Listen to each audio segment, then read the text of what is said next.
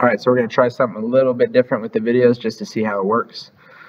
So here's the review. I'm going to do a couple different problems of the review, starting with log base 2 of 32. So this one right here. Let me get my thing working. So this one right here. So basically all this is calculator work. Okay, you're going to go to the math button on your calculator, and then you're going to press the up arrow twice, and then you'll see the word log base, and then you hit enter, and you'll get a screen that says log with 2 little squares, and you just plug in those squares, and that'll give you your answer. But to prove why you get that as an answer, so if you plug it in your calculator, you get 5. The reason that proves true is because the base of our log is the base of the exponent. So you have a 2 as the base, that becomes the base of the exponent. We don't know what the exponent is right now, so we'll just call that x. And whatever it is, it has to be equal to 32 because that's the other number that we have. Okay, so 2 to what power gives you 32? And you could just plug and chug, but because we have the log base button on the calculator, we know that x is going to be equal to 5, and that's why that proves true. Alright, so for number 2, they say approximate the following logs. So looking at log base 2 of 30, we know that 2 doesn't directly go into 30 because it actually goes into 32. Okay, so when it says approximate, it means just give me a window. So I know that 2 to the 5th gives me 32, and that's over this. So the previous number, which would be 4, would give me somewhere between 16 and 32. Okay, so 2 to the 4th equals 16. And 2 to the 5th equals 32, and 30 is somewhere between 16 and 32. So what we can say for an answer, because it says approximate, is we could say between, that's the answer between 4 and 5. Okay, I know my handwriting is a little rough on this, but I think it's going to prove to be beneficial. Okay, so just give me some time. But on number 2, it says approximate, so you could just say between 4 and 5. If you actually plug this in your calculator, you'll get a specific decimal. That's fine too. Just know that when it says approximate, you don't have to give me the exact answer. However, when it says evaluate, you do. Okay. So now we're going to move on to this one. Number 3, you got a bunch of solving equations. I think that this one is probably going to be the one we trip up on the most because it's got a fraction. So the first thing you want to do is get the exponent by itself, so that means we have to move the 12 over. You move the 12 over by adding it, okay?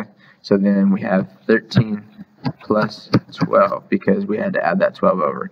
So our new equation is 5 to the k over 4 equals 25 because 13 plus 12 is 25.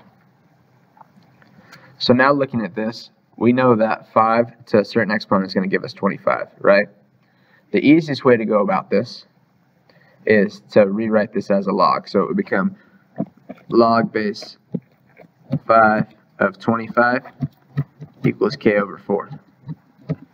Right? And we're solving for k. That's what we've been doing this whole time, but that's not necessarily the easiest way, even though I just said it was. This is not necessarily the easiest way, although this would work. What I'm going to show you guys how to do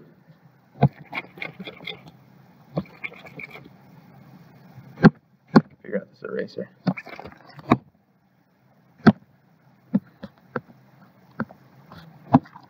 There we go.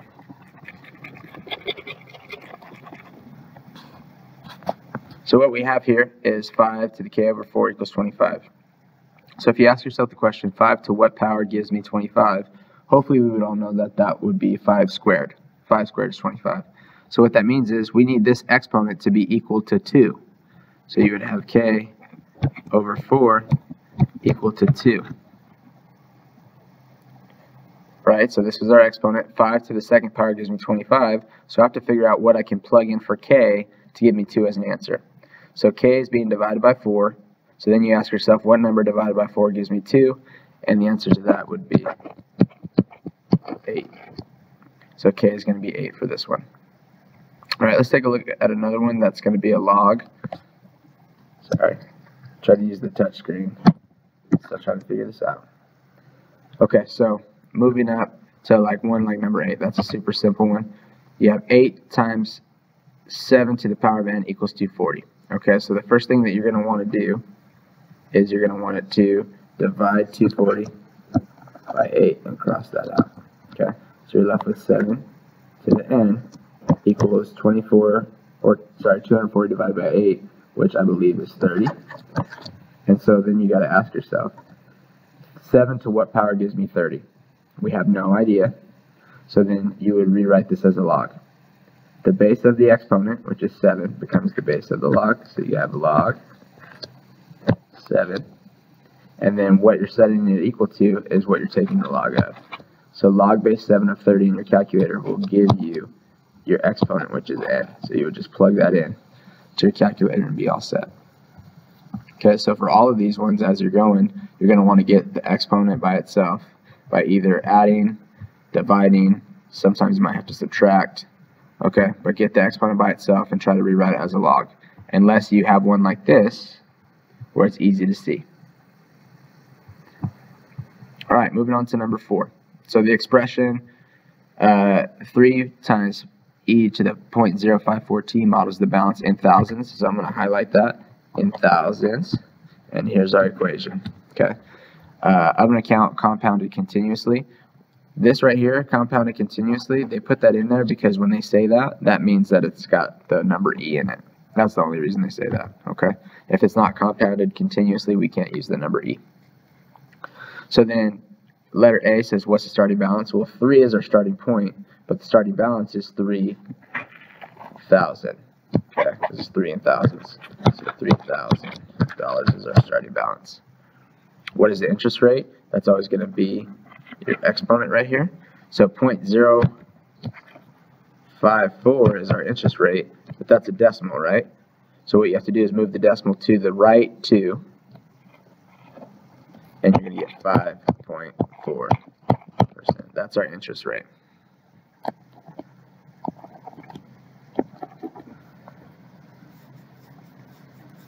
And then letter C says write an expression for the number of years after which there will be $12,000 in the account. So what you're going to do is you're going to take our original equation up top and set it equal to 12,000. All right, so I'm going to do my best to write this neatly. So it's going to be 3 times e to 0.054t. This is, like I said, this is just the equation from up top, and we're going to set it equal to not 12,000, but 12. And that's how you would set that up. Okay, and then to solve it, you'd want to divide by 3, and just like we did on the previous examples, but they didn't ask us to solve, they just said write an expression. Okay, so all you had to do is take the original and set it equal to 12, which represents 12,000, because at the beginning it said thousands. All right, skip down a little bit. We're going to take a look at numbers 8 and 9. Okay, so number 8 says use the graph to answer the questions below. So here's the graph of the natural log. So we want to know, is ln of 5 approximately 150, or is ln of 150 approximately 5? Well, this one is kind of just a common sense question or a calculator question. Obviously, ln of 150 is going to be 5, right? Because this is what we're looking for, and this is going to be our exponent. We can't have 5 to the 150, okay? But if you look at the graph, as you follow along at 150, this is what we're going to be taking it of. It hits at 5. So that is why that proves true.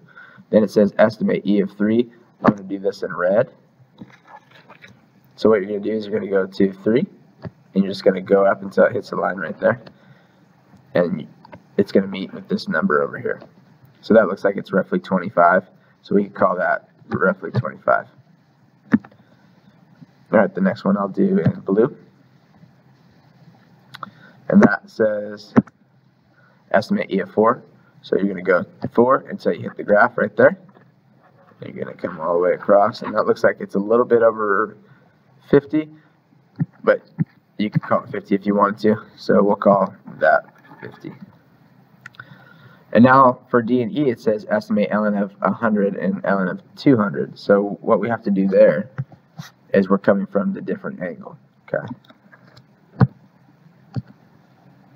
me erase all these. Okay, going back to. Okay, there we go. Go back to red. So to estimate ln of 100, now you're just looking at 100 and you're going all the way across until it connects. So that's where it connects with the graph, and you want to come straight down, and you'll see that's between 4 and 5, a little closer to 5, so we can call that like 4.6. I'll take any estimation though, okay, because we're just estimating based off the graph.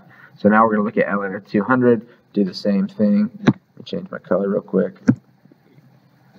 So you're going to start at 200, come all the way across until it hits the graph. That's where it hits it, and you can see that's a little bit more than 5. So we can call that 5.3 or 5.2 or whatever you want to call it. It really doesn't matter.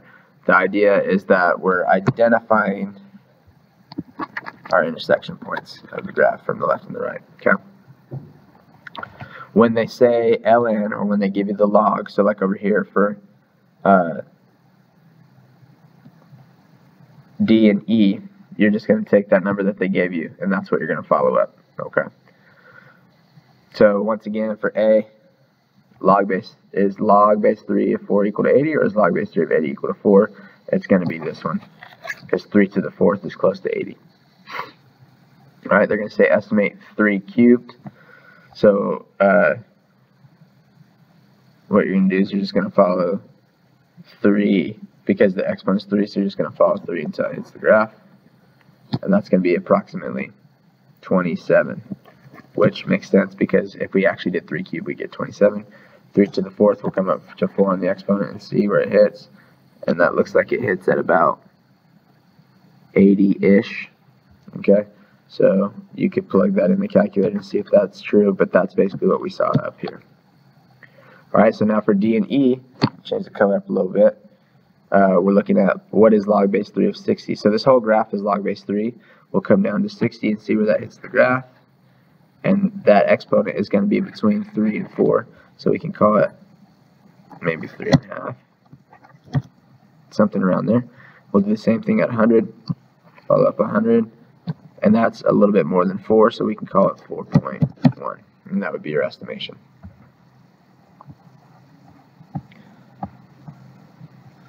Okay, moving on to number 9.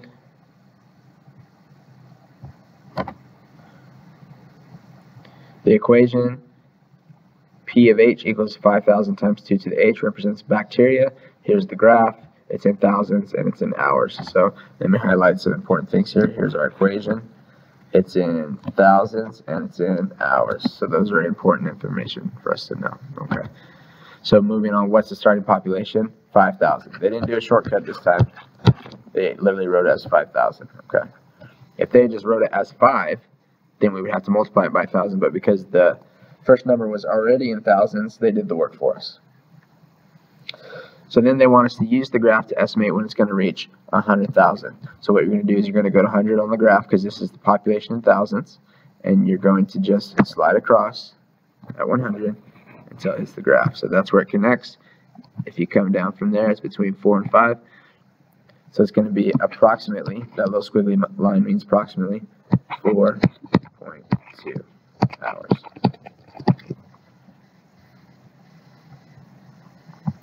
For letter C, they want us to find the specific amount of time, right? So they said use our equation up top highlighted in yellow to figure out exactly when we're going to reach 100,000. So then what you want to do is you take your equation, so 5,000 times 2 to the H, set it equal to 100,000,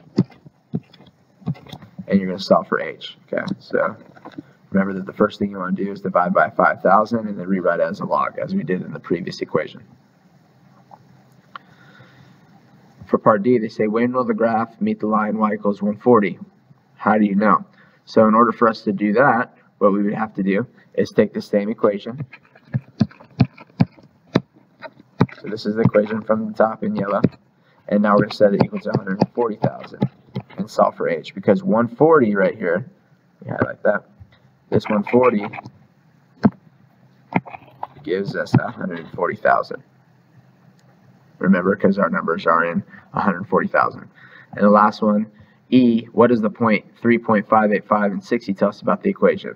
Well, simply put, at approximately 3.6 hours, because that's what this is, 3.6 hours, our population is 60,000. All right, so after about 3.6 hours, 3.585 specifically, I just rounded up, our population is at 60,000. And that's all that I'm going to do. Okay, that should set you up for the rest of the problems.